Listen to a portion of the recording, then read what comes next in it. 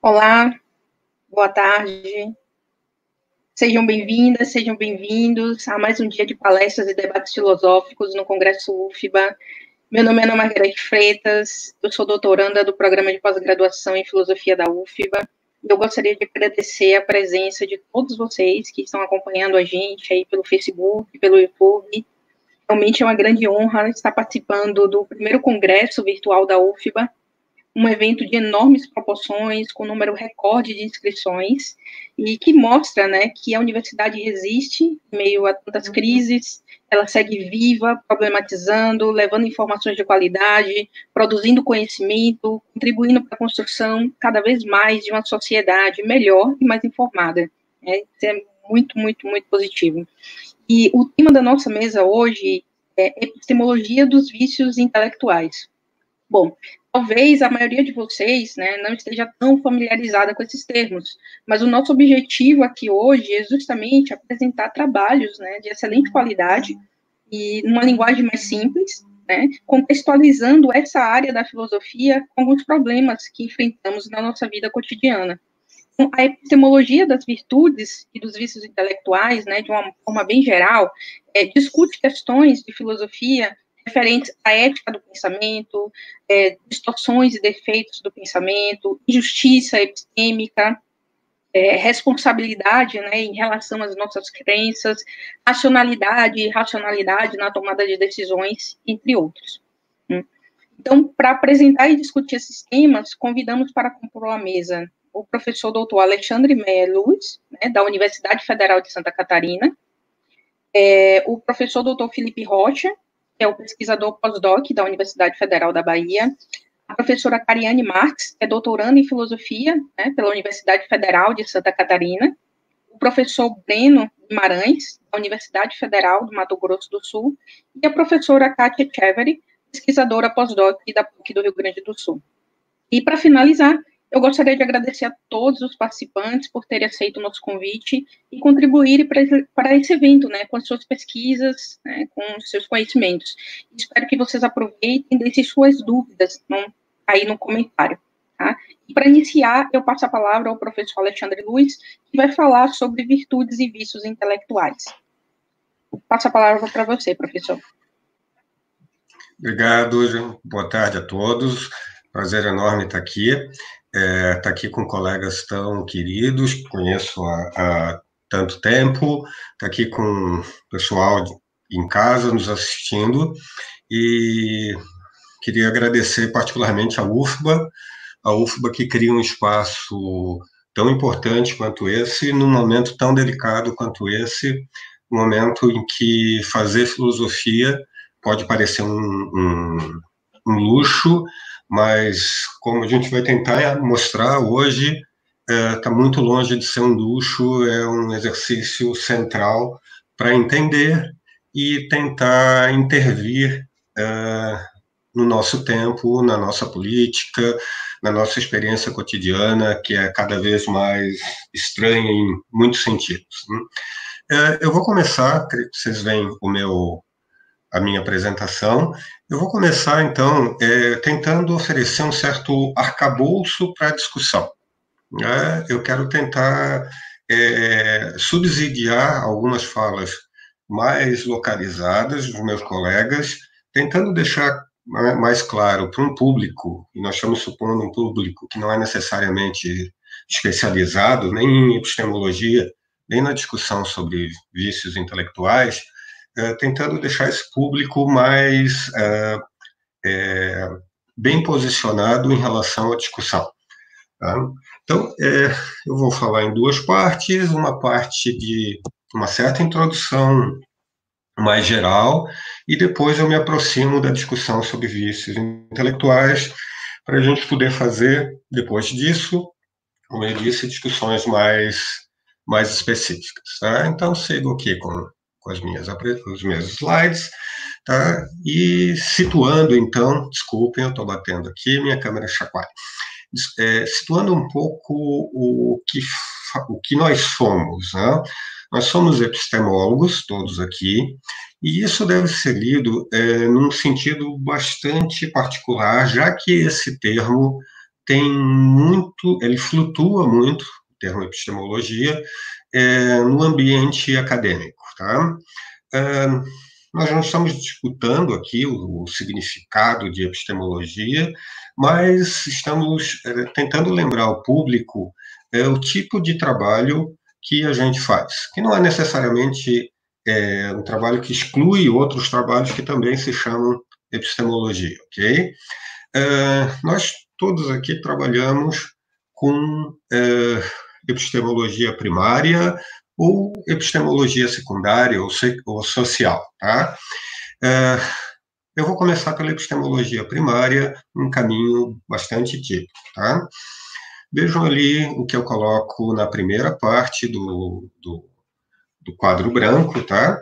Um epistemólogo, nesse sentido, é alguém que estuda um certo tipo de valor, valores associados ao termo conhecimento. Conhecimento num sentido específico que já vai ser melhor explicitado, tá? Eu estou seguindo aqui a tradição e colocando o termo conhecimento num lugar central, mas lembrando que ele é o nome de família de uma série de conceitos que parecem ter algum tipo de parentesco, ok? Entendimento, sabedoria, virtude intelectual, etc. A gente estuda isso e, como eu sugeri antes, esse estudo é importante porque ele tenta entender, esclarecer, organizar, estabelecer certas normas gerais sobre uma família de termos da linguagem cotidiana, da linguagem do dia a dia, que são profundamente importantes para a nossa organização social. Tá? Então, vejam, na segunda, à direita do bloco branco, você vai ter ali o lembrete de que termos desse tipo, ou termos recortados, classificados nessa família, estão associados, né, a certas noções que são muito primitivas, né? Às vezes nós avaliamos na nossa vida cotidiana alguém porque julgamos que ele descreve bem a realidade, sob um certo aspecto. Muitas vezes julgamos alguém porque supomos que ele tem comportamento intelectual apropriado. Vejam, esse tipo de avaliação cabe para a primeira frase que eu coloquei ali, coloquei assim, como um mero exemplo, sem qualquer ligação com o que acontece no país. Tá? A cloroquina cura da Covid. Ok? A gente pode fazer uma avaliação desse tipo de frase que remete para coisas como, bom, ela descreve ou não descreve bem a realidade. Ou a gente pode avaliar alguém que diz uma frase desse tipo, dizendo, não, esse indivíduo não está em condições de fazer essa declaração. A segunda frase não cabe nesse tipo de avaliação. Todos nós, quer dizer, nem todos, né? Nós julgamos que ela é uma frase inapropriada, mas ela não é inapropriada por conta do mesmo tipo de avaliação. Então, voltando e pensando na primeira frase, num tipo de avaliação que remete para o termo conhecimento, a gente vai a um resultado, e eu estou aqui queimando etapas, bastante antigo, né? Alguém, o nosso indivíduo B, e B aqui eu escolhi por acaso, obviamente, tá? Ele tem uma certa relação na avaliação de alguém, tem ou não tem, no caso aqui a relação de saber que uma determinada declaração, no nosso caso, a cloroquina, cura da Covid, se ele preenche certas condições. Essas condições são tipicamente descritas como em termos de opinião ou crença justificada e verdadeira. O que eu estou sugerindo aqui é que alguém sabe que algo, se ele tem uma crença, se ele é capaz de ter certos estados mentais, se esses estados mentais têm um certo tipo de mérito e se nós supomos que aquela declaração é verdadeira. Se nós, avaliando alguém, não concedemos uma dessas três características, nós não concedemos conhecimento. A gente pode discutir isso depois. Uma discussão central, então, não está no nosso trabalho, não está no conceito de crença, apesar de nos interessar, não está no conceito de verdade, está no conceito de justificação. E a pergunta, então, central é o que é estar justificado? Como a gente descreve teoreticamente o mérito ou o demérito, para fazer uma avaliação negativa, de alguém que faz uma frase que tenta descrever a realidade. Ok, parece que há algo errado, há um certo tipo de demérito em declarar que a cloroquina cura a Covid. Como a gente descreve esse demérito? Bom, há alguns caminhos teoréticos consolidados na discussão em relação a esse tipo de questão. Para usar, assim, os termos que a gente tem usado, né, nós temos dois modelos mais gerais, aquele da família do internalismo, que sugere que nós devemos avaliar certos estados mentais, cuidado com essa aproximação, que estão no âmbito do agente. Uma maneira tradicional de construir um modelo teorético aqui é dizer, olha, aquele indivíduo B não sabe que, porque não tem justificação que, e não tem justificação porque não tem evidências para. Notem, isso não é de todo ruim. Né? Há um monte de problemas teoréticos aqui associados, nosso ponto não é discutir, mas se estabelece uma certa pressão, particularmente a partir da década de 60 e 70, por um modelo que começa de um ponto diferente. Nós chamamos isso, essa família de modelos, na verdade, de externalismo, e a suposição agora aqui não vamos começar por avaliando os estados mentais do sujeito, avaliando a sua relação com as informações. Vamos começar por uma propriedade da relação que o sujeito tem com essas informações. Então, o ponto não é mais se eu avalio o que a minha visão me dá, mas se a minha visão, por exemplo, funciona bem. A disputa teórica aqui, intensa e continua até hoje, mas ela resultou em certas propostas que tentam conciliar, e aí aparece internalismo e externalismo, e aí aparece o que a gente chama, algumas propostas como uma teoria das virtudes intelectuais. Tá? Ela aparece num contexto mais tipicamente externalista, com a obra do Ernest Sosa, ali mencionada. O Sosa falava de virtudes como a virtude do olho, a virtude de funcionar bem, de nos conectar bem com o mundo exterior. E rapidamente aparecem no cenário outros modelos, que são os que nos interessam mais aqui, que são as teorias da virtude baseadas na noção de virtude e no espírito aristotélico, ok?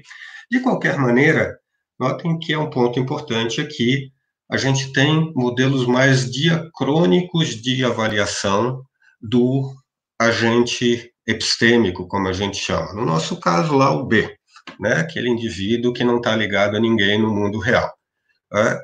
E a sugestão para nós aqui é que agora a gente está avaliando algo como caráter intelectual do agente.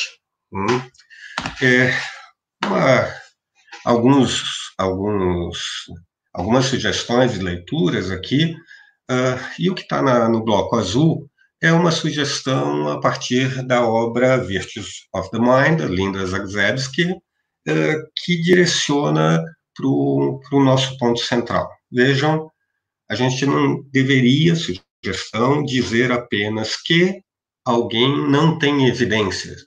Muitas vezes nós ganhamos avaliando o caráter, a sugestão da Zagrebski, do indivíduo.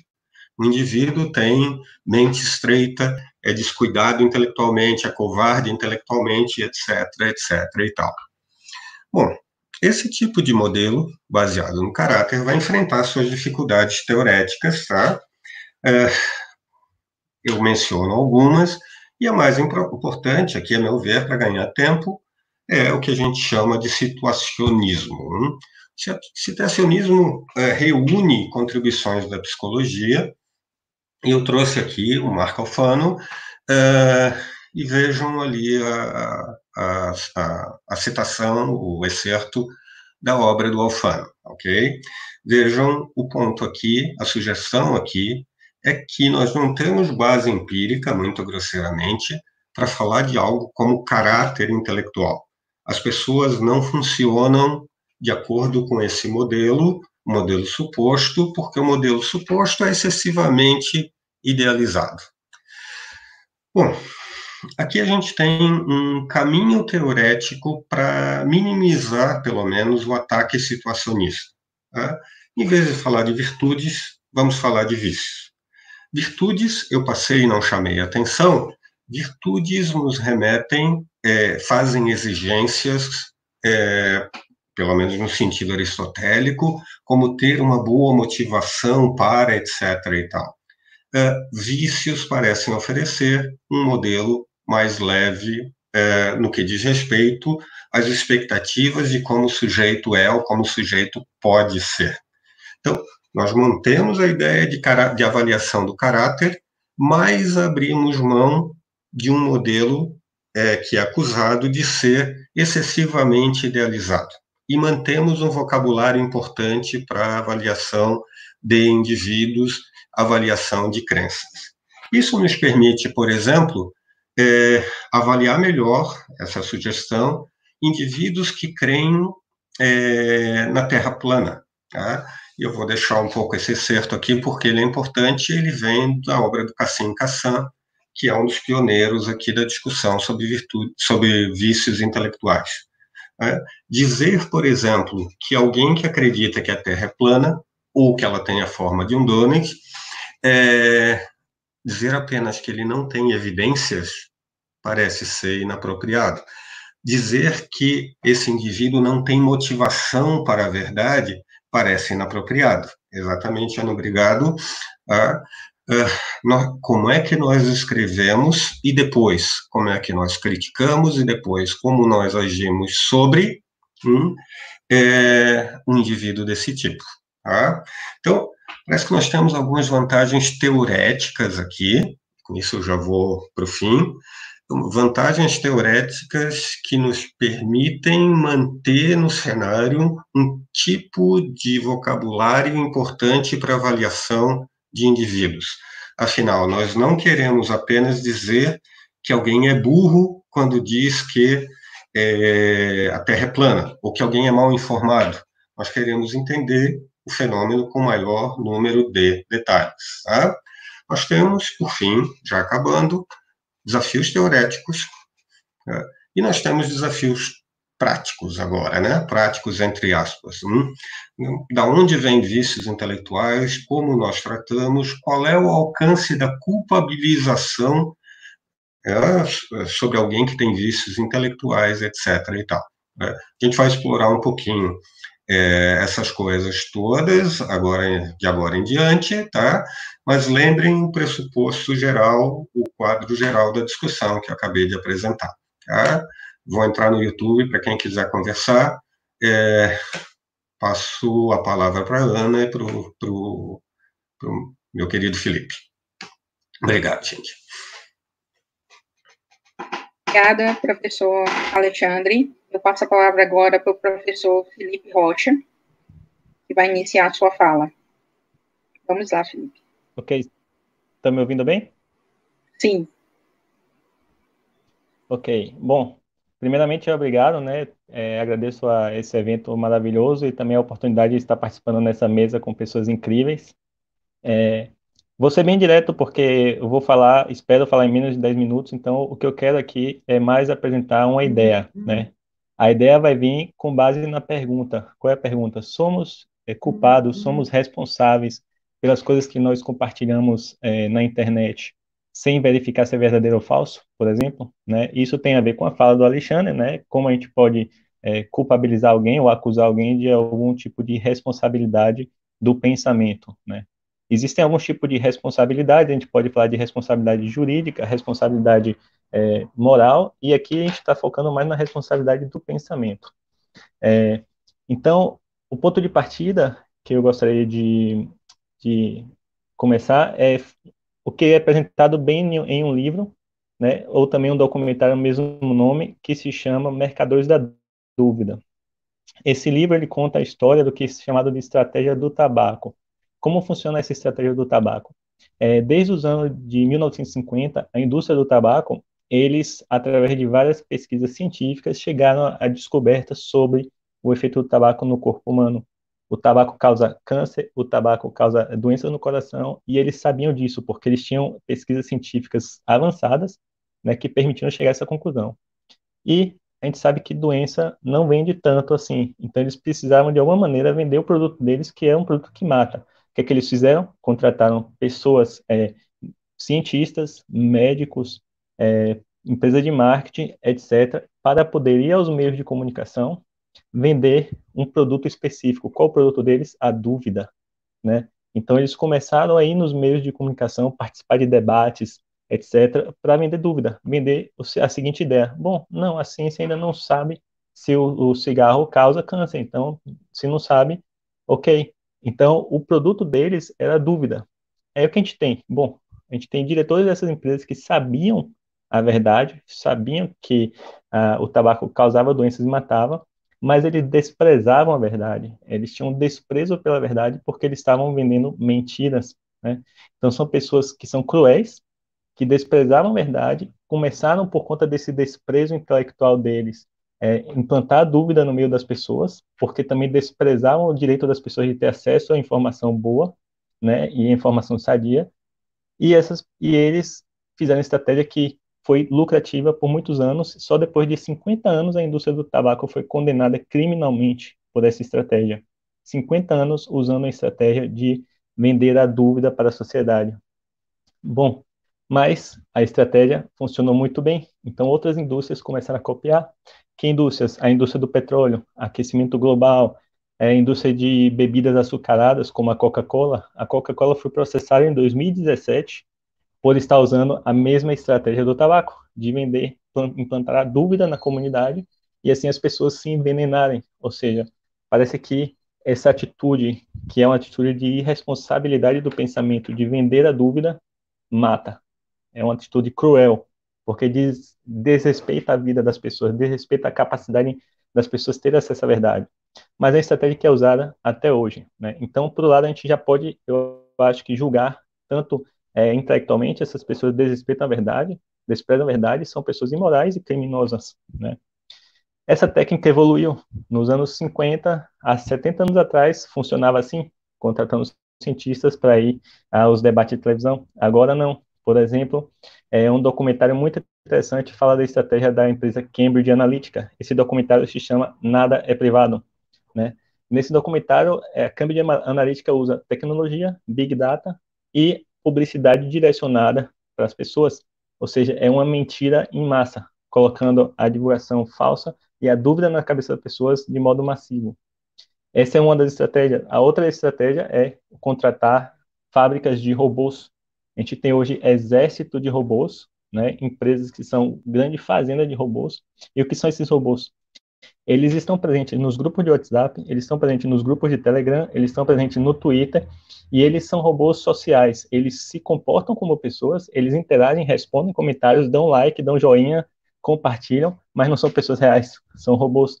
E esses robôs estão divulgando em massa a dúvida no meio da sociedade, né? Então, a gente está no nosso grupo de WhatsApp da família, grupo de WhatsApp dos amigos, e de repente um amigo chega e compartilha uma mensagem dessa. Mas essa mensagem veio da onde?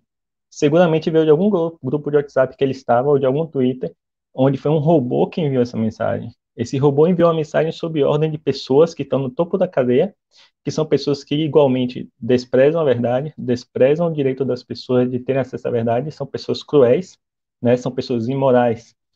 Então, há uma cadeia. Os robôs não podemos acusar eles de serem imorais, são robôs, então não tem como acusar robô de ser imoral. Porém, nós compartilhamos, certo? E se compartilhamos, o que somos? como a gente pode avaliar nós mesmos como compartilhamos? Nós também compartilhamos sem verificar porque desprezamos a verdade? Desprezamos o bem-estar de nossos amigos e familiares quando jogamos no grupo de WhatsApp um montão de informação que a gente não verificou, né? Nós não verificamos porque temos preguiça intelectual de verificar, não é tão difícil verificar, e tem empresas que verificam, por exemplo, no Twitter, tem sites que verificam as mensagens. Então, essa é a minha reflexão. Eu gostaria de ver que existe uma cadeia que começa na crueldade, isso é inquestionável, mas que chega até a gente, e a gente repete, por conta de ordens dessas pessoas dessa cadeia, esses robôs, a gente repete esse ato, que é um ato, que é um reflexo de crueldade do pensamento, crueldade moral, né, e que também possivelmente crueldade legal, porque a gente está vendo a Polícia Federal invadindo algumas casas, né, de acordo com a ordem do Supremo, para buscar ver quem está cometendo esse tipo de crime, né?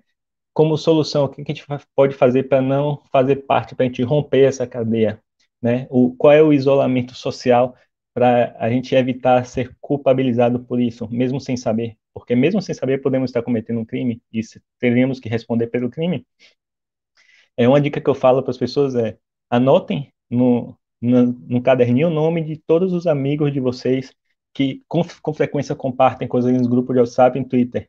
Verifiquem aleatoriamente o que eles estão compartilhando, certo? E percebam se eles compartilham mais verdades ou mentiras. Se são pessoas que estão mais mentindo, mais compartilhando ideologias, etc., pois excluam ele da sua lista de pessoas confiáveis, porque não são pessoas confiáveis, né? Excluam eles. Então, passe a montar uma lista de pessoas confiáveis. Outra coisa é, se um grupo de WhatsApp compartilha mais mentira que é verdade, mesmo que seja uma mentira que vocês gostem de ver, porque a gente gosta da mentira, mentira nos deixa confortável, né? Isso é fato. Mas é um grupo poluído. Então, se é um grupo poluído, porque está presente no meio de uma poluição, no meio de pessoas que são explicitamente cruéis. Não faz sentido, saiam desses grupos. Se isole socialmente, virtualmente, de pessoas que são cruéis, por exemplo, né? Respire um ar puro, onde pelo menos as pessoas que estão ao redor são pessoas interessadas no seu direito de ter acesso à verdade, e não são pessoas interessadas em te manipular, porque robôs deram ordem para te manipular, mesmo sem ela saber que deram ordens, e estão colocando aquela contaminação no pensamento de vocês. Isso é só uma reflexão que eu queria deixar para vocês nesse momento.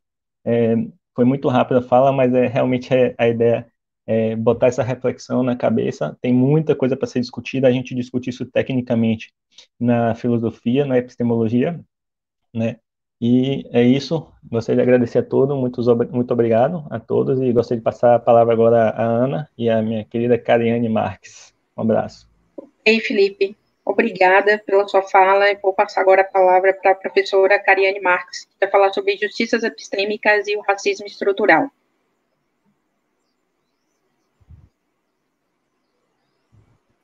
Olá, quase que eu esqueci aqui de tirar o mute, já estava me equivocando. Agradeço a oportunidade de participar dessa mesa, estar com pessoas que pesquisam sobre esse assunto, e de uma oportunidade da UFBA em transmitir essas pesquisas todas que nós, não só aqui da UFBA, mas de todo o Brasil, estão elaborando, e fico muito feliz de participar de uma mesa aqui da filosofia, e a minha contribuição para este debate é uma reflexão em torno de um aspecto da epistemologia, pensando aqui no que o professor Alexandre falou sobre os desafios práticos que nós, que estamos estudando também a epistemologia, identificamos. Pensando na proposta da mesa, enquanto vícios intelectuais, pensei aqui que, de modo muito geral, pensando vícios intelectuais como obstruções que são sistemáticas do acesso a bens epistêmicos, aqui pensando no próprio conhecimento ou informações.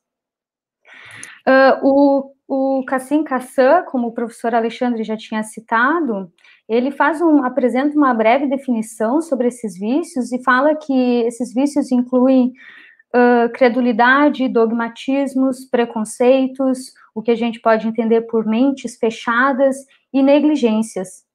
E esses vícios, eles podem ser entendidos, então, como intelectual, de caráter, e que também, no caso, né, que são traços de caráter. E a proposta que o Cassim traz nessa reflexão dos vícios é que estes vícios, eles impedem uma investigação eficaz e responsável no âmbito do conhecimento. E aí, para trabalhar algo mais específico sobre esses vícios, eu trago um assunto que tem sido atualmente muito debatido dentro da epistemologia social, que é a questão das injustiças epistêmicas. Esse tema é organizado, trabalhado inicialmente por uma filósofa chamada Miranda Fricker, e a Fricker, no seu livro, que vem a apresentar este conceito, ela diz que, basicamente, injustiças epistêmicas, elas são promovidas, provocadas por preconceitos e estereótipos identitários, que então vão ferir, né, várias dessas cláusulas epistêmicas que ali o professor Alexandre estava anteriormente dizendo. Então, entre, né, acreditar e ter uma justificação para o conhecimento, nós somos atravessados por preconceitos e por estereótipos identitários que afetam na nossa aquisição, na nossa produção, em outras questões do âmbito do conhecimento. Então, não apenas a produção, mas também a transmissibilidade, a perpetuação, a manutenção, a aquisição, por exemplo, de conhecimento pelos sujeitos que são socialmente situados, tem uma dimensão ética traduzida em termos de injustiça. A injustiça, ela afeta os sujeitos epistêmicos enquanto pessoas que são dotadas de capacidade de produzir, de possuir, de transmitir conhecimento. E o aspecto ético, ele se apresenta através, por exemplo, da desconfiança sobre algo dito por alguém devido à sua identidade social. Então, eu posso perceber uma injustiça ou ver esse fenômeno ocorrendo quando, por exemplo, eu tenho uma desconfiança sobre algo que alguém está sendo dito por conta da identidade social desta pessoa, e não pelo que exatamente ela está sendo dito. Há um aspecto, né, no caso de poder, de identidade nessa questão, e que é muito importante, um poder que é um fenômeno que está na ordem estrutural, e quem participa, então, de grupos com poder de identidade, enquanto agentes sociais, essas pessoas, elas são capazes de promover, esses grupos, na verdade, são capazes de promover ou de fazer discursos, de promover formação de discursos sobre as coisas. E, por isso, tem uma maior influência em dizer como as coisas são, né, de estabelecer, por exemplo, critérios e condições e também de significação para dizer o que as coisas são ou como as coisas funcionam. Nesse sentido, inclusive, de desenvolver teorias e afins. De como as coisas, então, funcionam no mundo social. E certamente isso leva a uma desvantagem ou vantagem nessa produção e transmissibilidade de informação e conhecimento. Com isso, né, os grupos que são beneficiados com crédito, por exemplo, quando numa relação entre grupos de pessoas brancas e pessoas negras, grupos de pessoas brancas, elas são beneficiadas com crédito epistêmico, elas podem vir controlar as ações e as falas, por exemplo, de membros de outros grupos. E isso por meio de descredibilizar, né, os testemunhos com base nas concepções compartilhadas de preconceitos de identidade. A Fricker, ela faz uma distinção entre esses tipos de injustiça, que ela quer mostrar que há no âmbito também do conhecimento.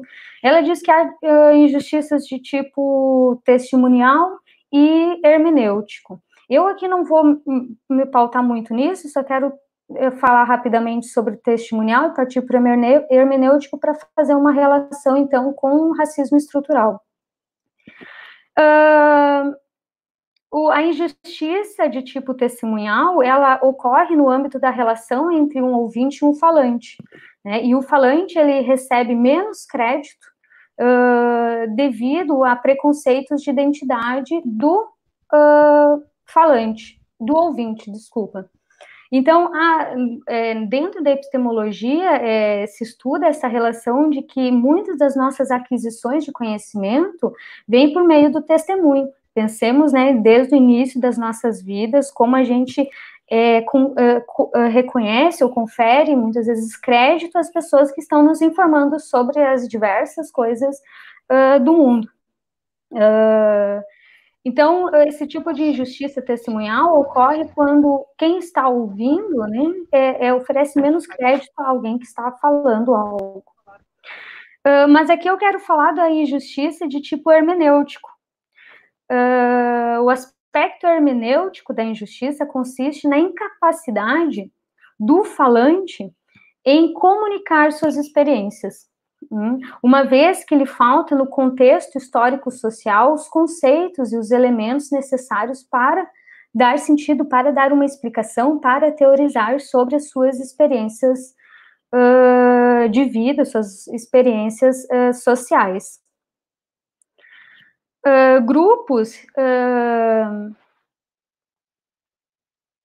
Grupos que acabam sendo retirados, né, esses grupos que sofrem essas injustiças, acabam sendo retirados da cena que propõe um entendimento, uma explicação, uma teoria sobre essas experiências, né? E aí a Fricker traz muito bem o exemplo sobre o que está por trás da história do termo assédio sexual. E o assédio sexual, até a década de 70, nos Estados Unidos, não era entendido, mas não que não ocorressem assédios sexuais, mas que ele não era inteligível às pessoas como um assédio sexual. E por não ter este conceito, assim, socialmente usado, se demorou para entender muitos problemas que mulheres estavam sofrendo dentro, inclusive, de âmbitos profissionais, porque não tinha-se um entendimento de que aquilo que elas estavam sofrendo era assédio. Enfim, outro exemplo que eu gosto bastante de trazer para essas injustiças hermenêuticas é o caso da Lei Maria da Penha, que ela traz para o Brasil um conceito de violência psicológica e de outros tipos de violência, que não é só físicas, que coloca, a partir da lei, coloca a população a par de várias outras violências que estão ocorrendo, né, mas que antes parecia se resumir a só violências físicas. Bom, partindo agora para a questão do racismo estrutural, o professor Silvio Almeida, ele traz um livro que é nomeado de racismo estrutural. Ele faz algumas distinções sobre tipos de racismo, mas ele começa falando sobre a noção de raça, que a noção de raça ela ainda é um fator político importante, utilizado para naturalizar desigualdades e legitimar a segregação e o genocídio de grupos socialmente considerados minoritários. Então, o racismo, ele é uma forma sistemática de discriminação que tem a raça como um fundamento e que se manifesta por meio da prática consciente ou inconsciente que culmina em desvantagens ou privilégios para indivíduos e grupos, né? A depender do grupo racial e identitário que essas pessoas se encontram. Então, o racismo estrutural é uma decorrência, segundo o professor Silvio Almeida, é uma decorrência da própria estrutura social, ou seja, do modo normal com que se constituem as relações políticas, econômicas, jurídicas e até familiares, não sendo uma patologia social nem um desarranjo meramente institucional. O racismo é estrutural, ele diz, né? Comportamentos individuais e processos institucionais são derivados de uma sociedade cujo racismo é a regra e não a exceção. E aí a gente pode ver vários exemplos, por exemplo, de leis no Brasil, desde há séculos passados, que proíbem, por exemplo, pessoas negras de obterem terra, enquanto nessas mesmas épocas estavam oferecendo terras a pessoas a grupos, as comunidades que estavam vindo da Europa, como a gente vê em muitas regiões do país, né, uma grande colonização de comunidades de vários âmbitos da Europa, mas na mesma época que isso estava ocorrendo, não estava se proibindo, por lei, por exemplo, que pessoas negras obtivessem terras. Bom, mas pegando aqui na questão, falando isso de problema estrutural, eu gostaria de chamar a atenção de leis ou de propostas como ações afirmativas, que claro que elas são institucionais e não entram no âmbito estrutural, mas elas podem vir a promover mudanças estruturais, porque não é só uma questão de inserir e de ter uma representatividade de pessoas negras nos nossos âmbitos sociais, mas também dessas pessoas virem a construir narrativas sobre a sociedade que estão sendo negadas, né? De aspectos da sociedade que estão sendo negados nessas narrativas. Quando essas ações afirmativas, por meio, por exemplo, de cotas dentro das universidades públicas, promove que pessoas negras ingressem na universidade, ingressem nas pesquisas, para vir a tratar também de aspectos seus sociais e para vir teorizar isso, e para vir a dar nome a isso, que antes talvez eram dados por pessoas brancas e que negligenciavam, deixavam de atentar a muitos aspectos importantes.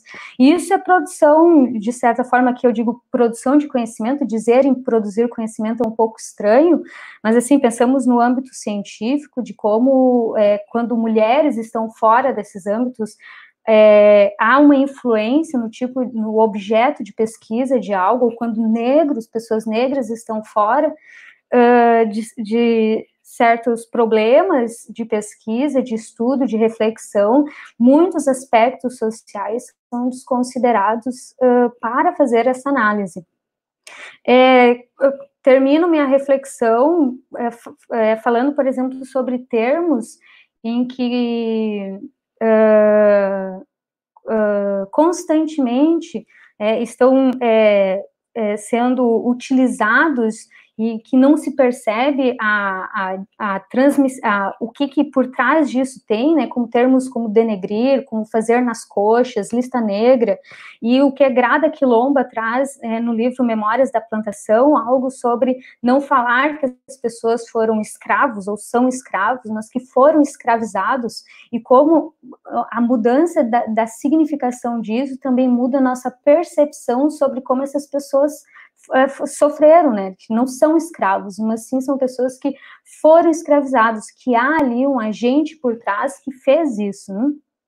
E isso coloca no âmbito de significação, de entendimento sobre como nós avaliamos a realidade de uma forma mais, talvez, plural e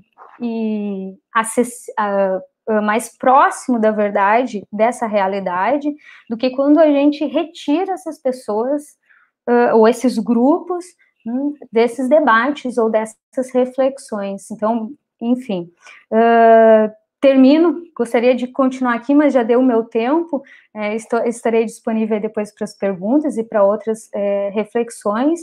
Passo a palavra agora para a Ana e posteriormente para o colega Breno. Obrigada. Obrigada, Cariane, pela sua apresentação. Eu passo a palavra agora para o professor Breno Guimarães, que vai falar sobre os vícios intelectuais e ideologia. Com você, Breno.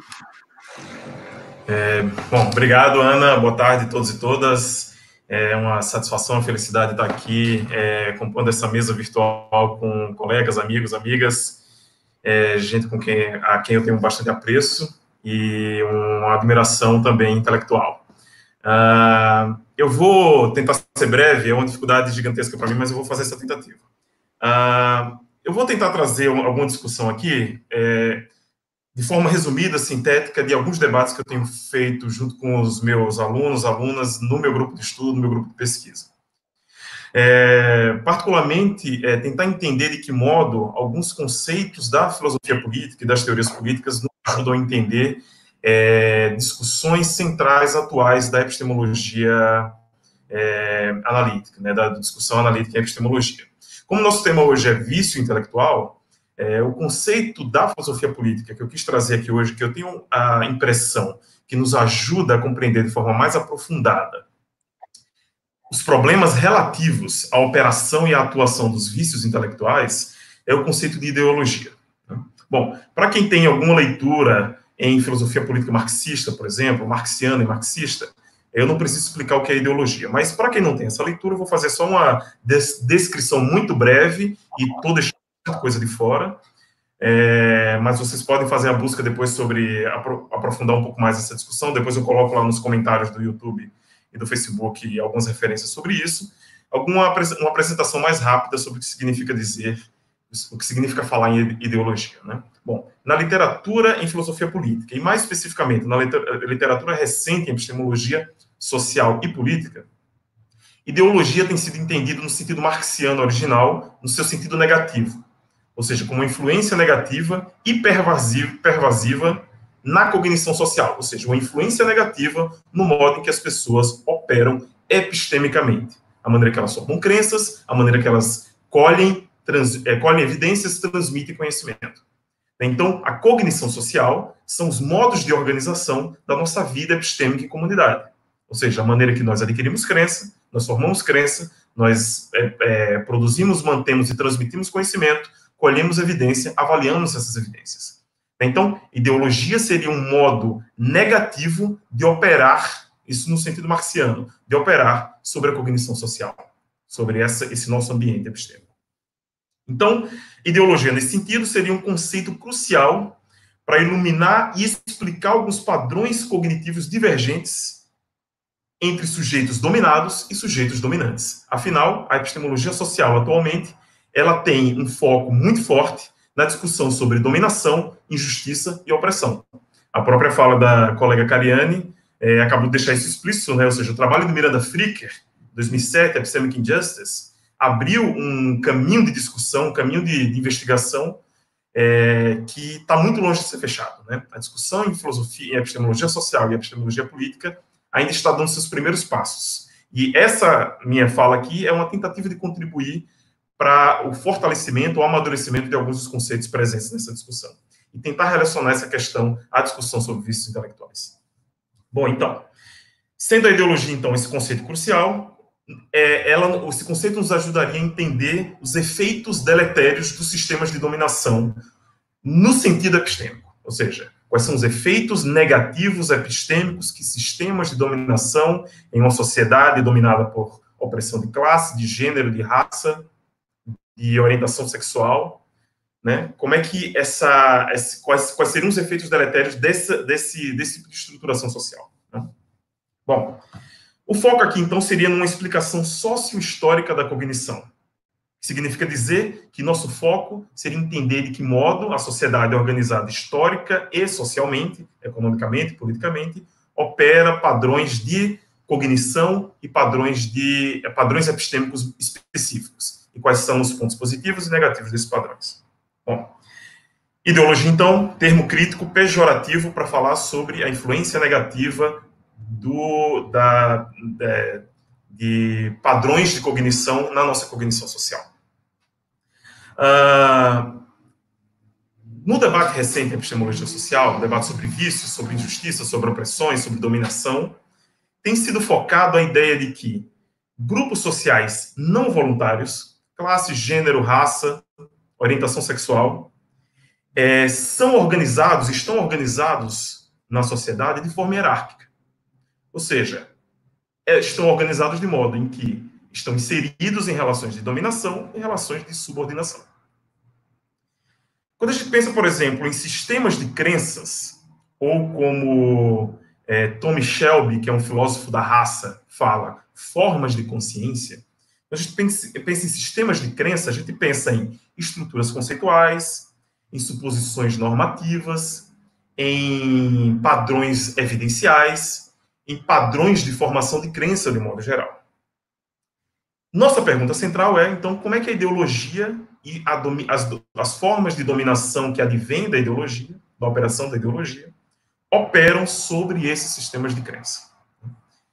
Ideologias em si seriam sistemas de crença competitivos, ou seja, que competem com outros sistemas de crença em uma determinada sociedade.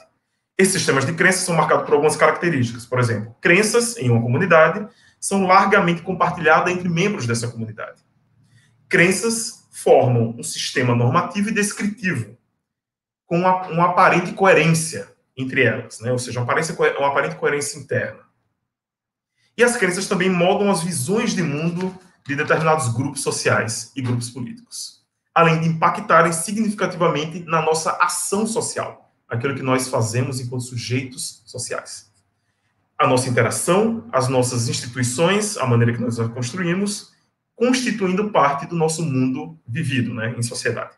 Bom, então, na versão negativa disso que Tommy Shelby chama de uma forma de consciência, desse conjunto de crenças, né, estaria a ideologia. A ideologia sendo, então, um modo de justificar, racionalizar, legitimar e ou ofuscar dominação social injusta. Então, isso aqui seria, digamos, a ideia inicial de ideologia que eu quero trazer aqui para a discussão. Bom, o trabalho em epistemologia social, realizado nos últimos 20, 30 anos, tem tido uma preocupação central com um certo tipo de mapeamento, ou um certo tipo de ecologia do conhecimento, ecologia epistêmica, que é um entendimento da nossa prática de formação de crenças, das nossas práticas epistêmicas, enquanto inseridas em comunidades epistêmicas. Ou seja, comunidades que, dentro delas, a gente compartilha métodos de formação de crenças, a gente compartilha ferramentas de raciocínio, a gente compartilha recursos informacionais, etc. Então, a epistemologia social recente tem se preocupado com esse quadro da nossa prática de conhecimento. Nos últimos 10, 15 anos, o olhar tem sido voltado para os aspectos mais especificamente políticos dessa ecologia epistêmica. Não só de fazer uma descrição de como nós nos organizamos epistemicamente em comunidade, mas fazer uma descrição especificamente dos mecanismos de opressão, de exclusão e de injustiça presente nesse modo de se organizar epistemicamente em comunidade. Bom, então o que ocorre, a pergunta que eu faço é o que ocorre quando esse nosso modo de se organizar epistemicamente em comunidade, as nossas relações de dependência um com os outros para adquirir conhecimento, são afetados por mecanismos de exclusão e de dominação. São afetados por aquilo que alguns autores chamam de estruturas socioepistêmicas de exclusão e de descrédito, que nada mais é do que uma frase chique para falar sobre ideologia. Né? Então, o que ocorre quando essas relações de dependência que nós temos uns com os outros são afetados por ideologia? Bom, um exemplo que talvez fique mais fácil de identificar o que é que eu estou falando aqui, e que é mais fácil de enxergar, seria o exemplo, por exemplo, do negacionismo climático. Né? Ou seja, aquelas pessoas que negam que há aquecimento global. Né? E o grupo das pessoas que negam o aquecimento global compõe o que muitos autores chamam de estruturas de exclusão epistêmica, ou seja, essas pessoas elas são pessoas isoladas epistemicamente, elas rejeitam contribuições de conhecimento vindo da ciência, por exemplo, e só aceitam contribuições de conhecimento que dizem respeito àquilo que elas já acreditam. Então, elas estão isoladas epistemicamente. E elas se tornam super dependentes naqueles processos epistêmicos que acontecem dentro da sua própria comunidade. Elas seriam, de acordo com alguns epistemólogos sociais, epistemicamente viciadas, ou estariam operando seu trabalho epistêmico de forma viciosa, ou viciada, através de arrogância intelectual, preguiça intelectual, através do vício intelectual de ter a mente fechada, um preconceito intelectual. Então, os sujeitos estariam operando dessa maneira. Então, o que isso gera é um isolamento epistêmico, mas não só isolamento epistêmico, também gera um isolamento político desses sujeitos, né? Então, quem está fora desse grupo, dessa comunidade, é considerado não só epistemicamente inferior, mas também politicamente inferior, politicamente adversário. Então, se constrói uma relação adversarial através da operação desses mecanismos de exclusão, né? Mas o problema não é se fechar em um grupo e crer a partir dos mecanismos daquele grupo. A questão central é, não pode haver dependência epistêmica que seja pautada em uma superestrutura de discreto e autoridade e exclusão, ou seja, uma dependência epistêmica que é pautada por ideologia. Então, alguns autores vão chamar que essa dependência epistêmica pautada por ideologia seria uma dependência epistêmica parasitária. Ela pega todas as características boas de uma prática epistêmica cotidiana, mas ela basicamente inverte o valor dessa dependência. Então, a dependência passa a ser uma coisa ruim, né? Ou seja, as tais bolhas epistêmicas, câmaras de eco, são frutos desse tipo de dependência parasitária, né? Então, a partir disso, se forja marcadores de competência conectados ao pertencimento de um grupo e se manipula o tipo de evidência que aceita. Eu vou dar mais um exemplo aqui para concluir, meu tempo é curto e eu falo demais, que talvez nos ajude a dar um quadro mais central dos problemas relacionados a esse tipo de comportamento, esse tipo de prática epistêmica parasitária, né? Bom, muitos de vocês devem saber que hoje na presidência a gente tem um agitador fascista que tem um grupo de seguidores que reproduzem conteúdos, não só do próprio grupo, mas do próprio presidente, né? Como é que essa prática específica, que a gente pode enxergar cotidianamente, por exemplo, na mídia, é danosa do ponto de vista epistêmico? E como ela é danosa do ponto de vista político?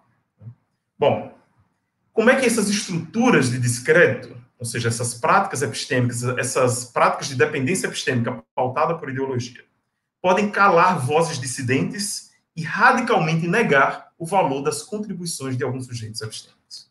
Bom, pensem na teoria da conspiração da ameaça da ideologia de gênero, que foi central, lembremos, para uma rede de desinformação, fake news e mentiras que ocorreu, que tomou lugar durante as eleições de 2018, né?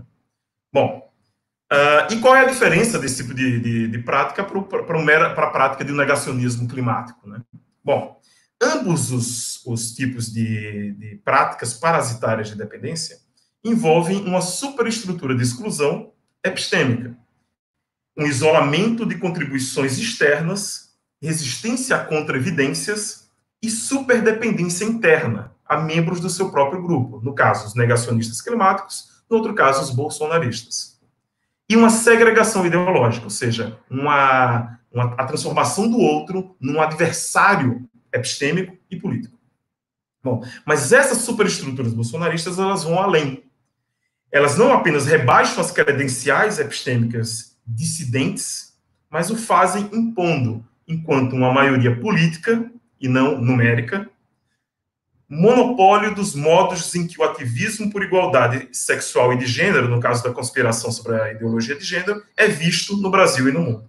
Ou seja, a câmara de eco que reproduz esse tipo de conspiração bolsonarista impõe entendimentos coletivos sobre a questão de gênero e sexual, muitas vezes pela força da lei. É só a gente lembrar dos casos de propostas de lei que tentam proibir qualquer menção a gênero em sala de aula ou o tal escola sem partido, né? Então, para concluir, a gente tem uma estrutura epistêmica viciada, ou seja, que é resistente à contra-evidência, é arrogante, é preguiçosa e é preconceituosa, e é uma estrutura epistêmica, ou seja, uma estrutura epistêmica que tem o presidente como participante central. Ou seja, o presidente participar de uma conspiração desse tipo torna saliente o caráter de dominação dessa ideologia ou da superestrutura de descrédito e exclusão presente. Então, para concluir, só para a gente fechar aqui, eu quero dizer o seguinte, que a imposição monolítica, a imposição majoritária em qualquer discussão política, por exemplo, no caso de gênero e sexualidade, ela exclui ideias divergentes, ela bloqueia a contestação seja ela pela força da lei, pela força epistêmica ou pela força da violência. Então, a gente tem, no meu ponto de vista, a operação da força da lei, da força epistêmica e da força da violência, operando sobre a maneira que nós construímos conceitos e que nós nos relacionamos no mundo enquanto sujeitos epistêmicos. A gente pode conversar um pouco mais nas perguntas, mas, por enquanto, eu tenho que parar por aqui. Obrigado. Obrigada, professor Breno. Parabéns pela apresentação. E agora eu passo a palavra para a professora Kátia Tevere, que vai falar sobre arrogância intelectual e ignorância incapacitante. Boa tarde, obrigada. Boa tarde a todos e todas. E eu agradeço o convite para participar dessa mesa. Sou a última a assistir à discussão e estou gostando muito. E são colegas que eu conheço e aprecio há bastante tempo. Então, e parabenizo a UFBA por essa brilhante iniciativa de abrir um espaço virtual dentro dessa nossa dificuldade atual de comunicação, para que a gente possa continuar as nossas trocas intelectuais e combater de alguma maneira vícios intelectuais, vícios epistêmicos, como a gente já tocou nas outras fases. A minha fala vai se conectar bastante com outras que vieram antes, como é natural numa mesa, e principalmente talvez com a última. Então, a sequência foi muito feliz. Eu vou brevemente caracterizar, vou botar uma lupa quase sobre um vício epistêmico, que foi mencionado pelo professor Breno, que é o vício da arrogância intelectual. Eu vou tipificar, caracterizar ele muito rapidamente, só para dar recursos, então não exaustivamente, só para dar recursos para o que vai se seguir, e vou fazer algumas reflexões sobre os danos que ele produz, não é? Que ele gera na nossa vida cotidiana, na nossa vida social, e que eu acho que os tempos atuais exemplificam, não só no Brasil, mas em todo o planeta, episódios de arrogância intelectual, personagens que são arrogantes intelectualmente e que a gente vai, eu acho, identificar facilmente. E essa é uma discussão que tem inúmeros artigos, coisas muito interessantes sendo ditas, até porque elas provocam essa reação, sobretudo em filósofos, é normal, mas ela não é nova. Por exemplo, um dos textos em que eu me apoiei para escrever o que eu vou falar hoje é de Hannah Arendt, de 1967, não é? Então, vamos lá. Vamos ver quem é a pessoa arrogante, em linhas muito breves. Ela se caracteriza primordialmente por conferir a si própria alguma condição de superioridade. Ela tem alguma vantagem, maior ou menor, sobre os demais. Ela tem uma posição privilegiada, no seu entender, de contato com os fatos, não é? De tal maneira que, para ela, as suas opiniões, as suas crenças, são sempre corretas. São corretas e estão acima de qualquer contestação. Esse sentimento, não é, que ela tem de autoestima, ele é ilegítimo, não é? Ele é ilegítimo, ele tem más bases, e ele vem associado a uma atitude de desprezo, não é? Ele abre uma assimetria entre ele e os outros são sempre inferiores, capacidades intelectuais menores que a dele, menor contato com a realidade, portanto, estão, via de regra, incorretos, e especialmente os que discordam, evidentemente os que discordam. Essa depreciação do outro inclui depreciação, inclusive, de evidências quaisquer que contrariem. Como o professor Breno falou, eles são refratários à contra-evidência, eles reagem mal à contra-evidência, desse modo, sendo irracionais na esfera epistêmica. E o que dá a eles essa impressão de superioridade também é irracional na esfera epistêmica, porque deriva de outros aspectos pessoais, coisas relacionadas aos seus interesses, às suas preferências e às de seu grupo. É o grupo onde ele se insere, seja ele político, a classe socioeconômica, gênero, raça, credo religioso, coisas assim. Então, desse modo, as opiniões, as crenças do arrogante são corretas basicamente porque elas são dele, não porque sejam verdadeiras. A verdade não interessa muito, interessa justamente que sejam dele ou do grupo dele. Não é? Então, além dessa arbitrariedade no avaliar a si próprio e aos outros, há também uma arbitrariedade e menosprezo em se posicionar diante da verdade. E, evidentemente, esse não é um personagem que qualquer um queira ter no seu caderno de amigos. Não é? Por quê? Porque ele provoca muitos danos. Eu vou me deter nos danos epistêmicos, nos danos daquela esfera onde nós circulamos para obter conhecimento. É disso que eu estou falando. Os danos são bem mais amplos, até porque conhecimento é norma para a ação, tá? O conhecimento está relacionado à esfera prática. Então, mas o dano principal, e que tem sido apontado mais na literatura, é que a arrogância intelectual leva à ignorância. Ignorância, lato sensu, genericamente, é simplesmente ausência de conhecimento. Mas nós temos que distinguir entre dois tipos de ignorância. A ignorância incapacitante, que está no título da minha apresentação, que é um tipo pernicioso de ignorância, porque ele prende o sujeito nele próprio, impede que ele não só ele não tem conhecimento, como ele fica impedido de vir a ter, incapacitado de vir a ter. E existe uma outra ignorância, que é a ausência de conhecimento, que é benigna, que é vista, referida por Sócrates, por exemplo, uma capacidade daquele que reflete e sabe aquilo que ele não sabe. Ele reflete sobre o que ele não sabe, sobre o que ele ignora. Então, ele sabe o que ele ignora. E isso, sim, é uma condição capacitante, é uma condição benigna, positiva, para que se possa adquirir conhecimento, ampliar conhecimento e eliminar ignorância. Então, aqui eu estou preocupada em ignorância no sentido pernicioso, no sentido incapacitante, não é?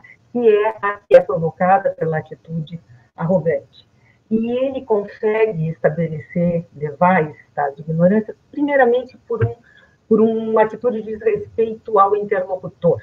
Ele, quando se coloca diante de um desacordo, ele ou simplesmente cala o outro, não é? Cala a boca, não te perguntei nada, não quero ouvir o que tu tem a dizer, porque eu é que sei. Eu sei tudo. E tu não tem nada a dizer para mim, não é? Ou ele pode ter uma outra atitude, também de desrespeito, mas ele ouve o outro. Mas, de alguma maneira, ele deturpa o que o outro diz. Ele corrompe aquilo que é dito pelo outro, de maneira que o que o outro diz não tem os efeitos que teria em situações normais e favoráveis para o diálogo. Isso é um fenômeno também descrito na literatura de silenciamento. O outro, de alguma maneira, é silenciado pelo arrogante.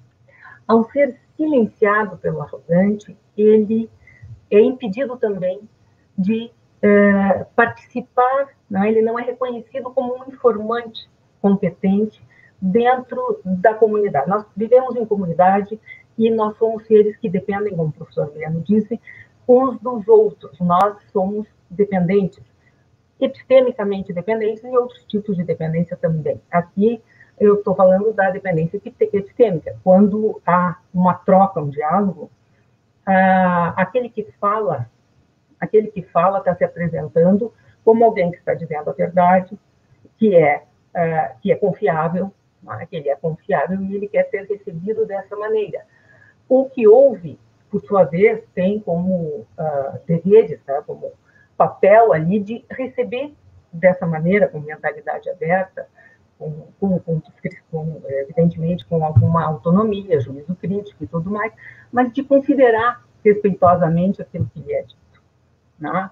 E, inclusive, se contraria as suas convicções, porque eu, com humildade, a humildade epistêmica ou intelectual se contrapõe à arrogância, eu sempre considero que eu posso estar errado. Né? Então, vamos avaliar aquilo que o outro me diz. O arrogante é incapaz disso. E ele justamente quer silenciar o outro, calar a dissidência, calar a crítica, tá? E sem nenhum respeito por verdade. Não interessa se é verdade ou não. Interessa se convém a mim que aquilo seja. Então, há uma inversão na direção correta da relação entre mente e mundo, né? O arrogante costuma tentar inverter essa direção e conformar o mundo aos seus interesses e às suas preferências, né? Um texto muito interessante a respeito disso é o de Alessandra Tanesini. E Goldberg, pensando sobre o que disse Tanesini, que é mais ou menos nessas linhas que eu apresentei para vocês, sobre o silenciamento, que é um ato de opressão, não é? Ao silenciador, que é o arrogante, que normalmente está numa posição de mando, de poder, de dominação, exerce sobre outra pessoa que não pode reagir naquele momento, ou tem dificuldades para isso. Goldberg identifica ainda um outro dano que é um dano muito importante, porque ele considera de que maneira esse silenciamento não só prejudica aquele que é silenciado, mas toda a comunidade que ele está inserido, porque aquela comunidade fica privada do eventual conhecimento, eventual item de conhecimento que o silenciado iria fornecer.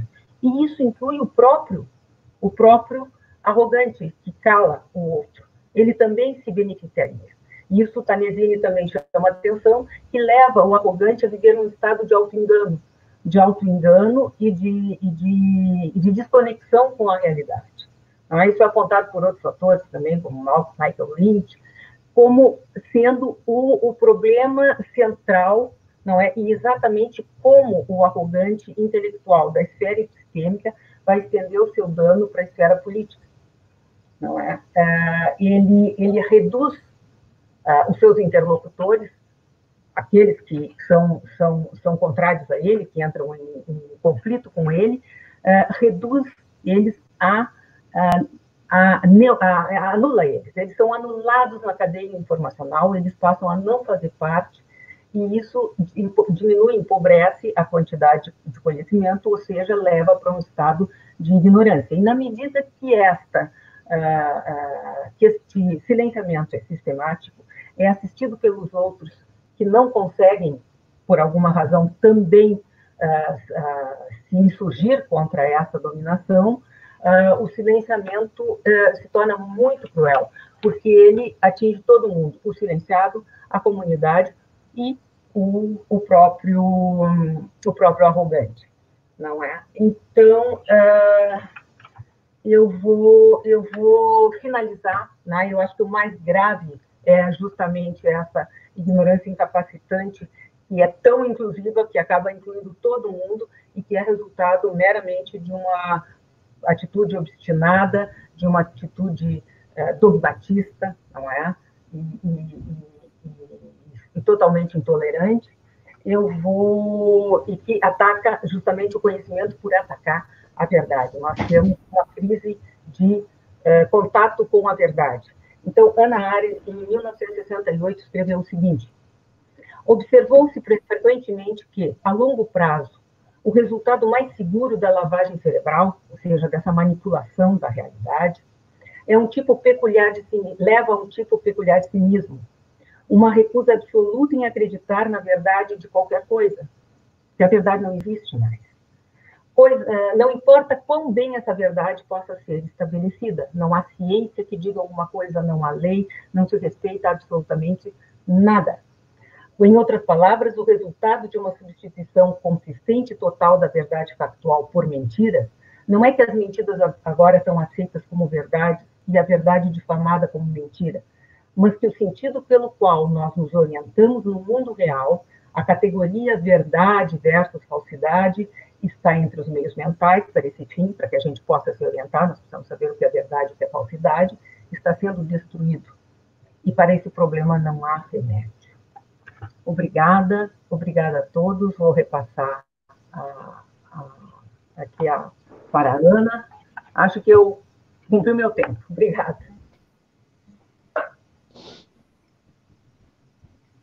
Sim, obrigada, Kátia. Então, agora eu vou passar, tá, para as perguntas, né, que eu selecionei algumas perguntas que foram colocadas aqui, e são perguntas bem genéricas, tá? A primeira pergunta é do Moisés Viana, e ele diz: como marcar um limite entre a má-fé e o vício intelectual? Ou a perspectiva de que a ignorância é uma falha lógica e não moral? Existe nas análises das fake news, por exemplo? Eu gostaria de responder essa pergunta. Eu posso responder? Estão ouvindo bem? Ah, sim, pode falar, Felipe. Sim. Então, quando a gente fala de vícios intelectuais, em geral a gente está fazendo uma certa analogia com os vícios morais. Então, por exemplo, a má-fé, né? Ou seja, qual seria a questão entre a relação entre a má-fé e o vício intelectual? A mentira, por exemplo. Eu sei que algo é verdade, mas de má-fé eu digo o oposto da verdade. Isso é a mentira, né? Então, mentir é um ato de má-fé, é um ato de irresponsabilidade intelectual. Então, pode ser um tipo de vício intelectual. Claro, tem muitos detalhes aí, porque todos mentem, né? É normal mentir. Então, mentiras pontuais não é necessariamente um vício, é um hábito comum do ser humano. Porém, pessoas que mentem dentro de uma estrutura específica, como o exemplo que eu citei da indústria do tabaco, né, e dessas fábricas de fake news usando robôs, eles não estão mentindo pontualmente, eles estão mentindo sistematicamente com a intenção de prejudicar as pessoas. Então, esse ato de má-fé é um ato de crueldade intelectual também. Então, sempre há essa relação entre as questões morais, os chamados vícios morais e os vícios intelectuais, né? Ignorância também é uma palavra muito assim, porque a gente usa ignorância de várias maneiras. A gente diz que uma pessoa é ignorante porque não sabe de um tema, né? Ou a pessoa é ignorante porque foi muito grosseira, né? Então, ignorância em si mesma não diz muita coisa. Todos nós também somos ignorantes em vários temas, né? A gente não conhece muita coisa, ninguém sabe todas as coisas. Então, o fato de não saber algo não é um problema, não é uma falha moral, né? Ser ignorante não é uma falha moral. Então, eu acho que nesse sentido deu para responder rapidinho. Sim. Ok. Eu passo a palavra agora para o professor Alexandre. Eu vou falando, depois se alguém quiser acrescentar uma outra questão, Felipe. Queria pegar 2 pontos que talvez possam ajudar a pensar sobre um sem número de questões que a gente poderia fazer, olhando para a nossa situação geral, e mais recortadamente, pensa aqui, Suzana, pensar em questões de ação, e pensar de questões de ação demandando ação que pode ser realizada num determinado tipo de escopo, né? Vou sugerir duas questões, né? Uma é lembrar que, vejam, eu vou propor que as falas aqui sejam lidas pelos espectadores de maneira integrada, né? A gente começa falando sobre avaliação de indivíduos e termina falando sobre condições gerais que estão muitas vezes para além do indivíduo, além da percepção do indivíduo, inclusive, que, como Cariani lembrou, por exemplo, se constrói, por exemplo, por um vocabulário que o indivíduo não percebe ou não se dá conta da construção. A gente quer fazer um trabalho que ajude a entender posicionamentos de indivíduos que mudam ao longo do tempo, de um momento para o outro, mudam em relação a questões diferentes, a objetos de investigação diferente, tá? E que leva, então, para um cenário que é muito sofisticado, né? Então, por exemplo, a gente quer identificar alguém que pode ser, e nós conhecemos isso, um médico brilhante e um escroto, desculpem a palavra, em diferentes níveis brutal. e diferentes níveis de escrotice têm a ver aqui, eu vou sugerir de maneira geral, com a intencionalidade associada às declarações que ele faz, né? Pode ser um escroto estrutural, por exemplo, que é menos digno, menos apropriado na culpa pessoal, né? Um segundo ponto tem a ver, acho, nós notarmos, eu vou pegar um ponto da fala do Breno aqui, âmbitos diferentes da pressão do ideológico sobre indivíduos, né? Vejam, eu, como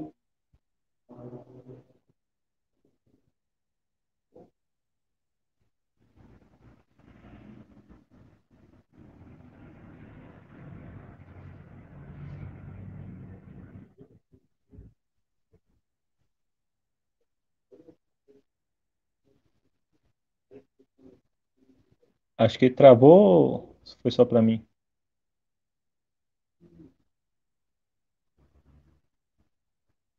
de Alexandre caiu. volta, tá, voltou? Sim. Sim. Ok. Nós temos pouca ação como indivíduos aqui, etc., nessa sala aqui conversando sobre fábricas de fake news, mas nós temos ação sobre indivíduos que, ao nosso redor, compartilham fake news, por exemplo. E nós temos, por exemplo, estamos, cada um de nós, em posição mais fina para fazer denúncias sobre esses indivíduos, que vão ser diferentes, né? Até por uma questão de estratégia. Minha vozinha, vamos supor, compartilha fake news sob boa fé.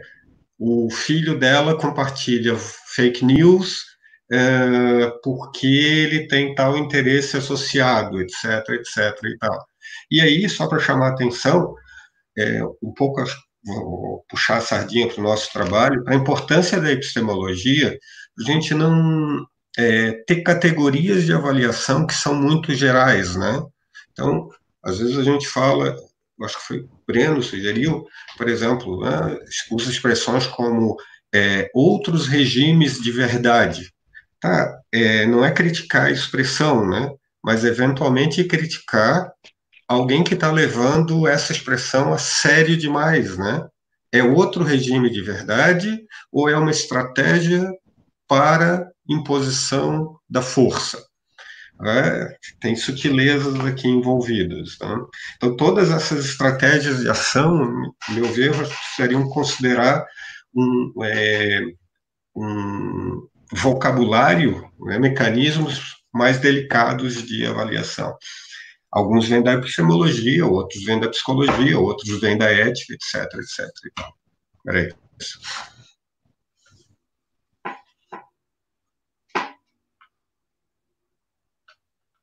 Ana, não escutamos você. Aqui. Desculpa, eu tenho aqui mais uma outra pergunta da Suzana Lourenço.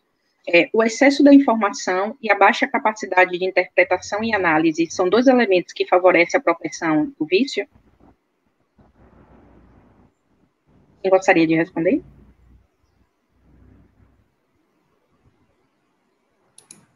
Eu posso começar a uma dúvida bem instigante. Ótimo. Tentar dar uma resposta rápida. Assim, eu acho que há vários fatores envolvidos, né, na propensão ao vício. E acho que também uma dupla limitação, né? A gente não pode falar também só em vício como consequência, né? Há de se pensar também em vício como motor, né, de desinformação e de aprofundamento de dificuldades de interpretação cognitivas dos mais diversos tipos, né? Mas eu penso, e acho que a epistemologia social tem apontado bastante para isso, né, que há um papel a ser desempenhado pela educação, por exemplo, uma educação epistemicamente informada, epistemicamente direcionada, né, educação direcionada à verdade, por exemplo, uma educação virtuosa, né, como muitos falam também, que há um papel a ser desempenhado pela educação que eu acho, pelo menos do meu ponto de vista, poderia ter algum potencial de correção das disposições intelectuais falhas, né, dos vícios, dos vícios dos mais diversos tipos, né, sejam eles preconceitos, arrogâncias, preguiças intelectuais, o que seja. Então, eu acho assim, se por um lado a gente tem um cenário informativo bastante prolífico, para o bem e para o mal, né, já que a gente agora não sabe mais o que ler para se informar, por exemplo, né, mas ao mesmo tempo a gente tem uma profusão de fontes de informação nunca antes vista também, né, e se a gente tem isso por um lado, e por outro lado também, por exemplo, no caso específico do Brasil, um processo histórico, sócio-histórico de precarização de processos de informação e educação, eu acho que isso vão ser fatores de propensão para o desenvolvimento de vícios intelectuais. E eu não acho isso sozinho, né? A literatura em epistemologia dos vícios tem apontado para coisas desse tipo, né? Obviamente com maior ou menor grau de discordância entre alguns autores, né? Mas eu penso que há, sim, uma relação entre essas duas coisas e há um papel a ser executado por uma educação virtuosa e por um processo informacional virtuoso também, seja em termos de uma mídia virtuosa ou em termos de um ativismo epistêmico, por exemplo, como tem sido pautado bastante nos últimos anos na literatura e epistemologia. Mas eu acho que sim, essa relação ela pode ser feita. Ok, Breno, obrigada. Vou passar a palavra para o professor Alexandre. Como eu tenho me interessado exatamente por esse último ponto, eu queria, já não temos muito tempo, fazer uma provocação aqui, menos para os meus colegas, acho que não para os meus colegas, e mais para o público, né? A gente supõe que, por exemplo, a relação com a filosofia fornece os subsídios para posicionar alguém mais apropriadamente em relação a isso que a gente está criticando, né? Bom, o problema é que um convite de aproximação à filosofia, supondo que há um valor intrínseco que brota da relação com algo filosófico, não toca no problema que a gente está discutindo, e vou sugerir aqui, ele pode, inclusive, ser origem de vício intelectual, né? Alguns dos, não vou usar o termo, mas, entre aspas, divulgadores de filosofia, que não são da nossa comunidade, que não viriam aqui discutir com a gente, ocupam um lugar de construção de pensamento arrogante, de pensamento descuidado, preguiçoso, etc., etc. e tal, né? Acho que é uma discussão mais fina que precisa ser feita publicamente como sociedade no que diz respeito a interesses epistemológicos no sentido que o Breno falou. Não dá para ficar no meio campo achando que mais filosofia no currículo resolve o problema, ou valorar resolve o problema, etc., etc. e tal. Acho que há mais coisa em jogo.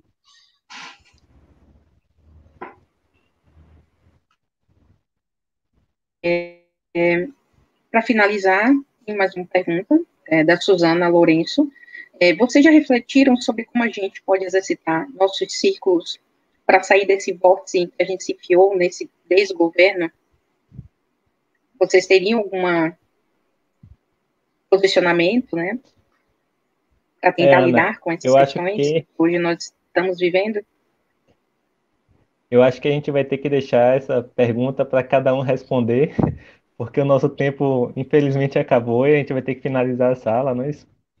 Então, não sei se alguém quiser falar rápido, mas... A gente tem 1 minuto.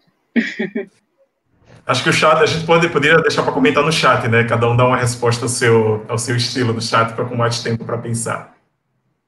Pode ser, Ana?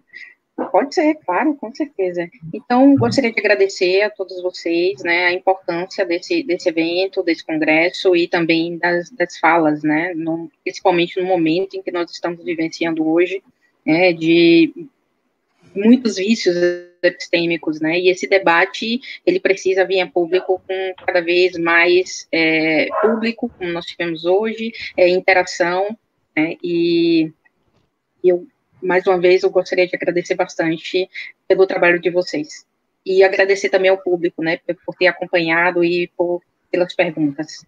Foi brilhante. Obrigada. Me despeço de todos agora. Até mais, pessoal. Muito obrigada. Até a próxima. Obrigado. Foi um prazer, obrigado, pessoal. Bom revê-los. Todo mundo se cuide, ok? Fiquem bem. Tchau. Até mais. Tchau, tchau.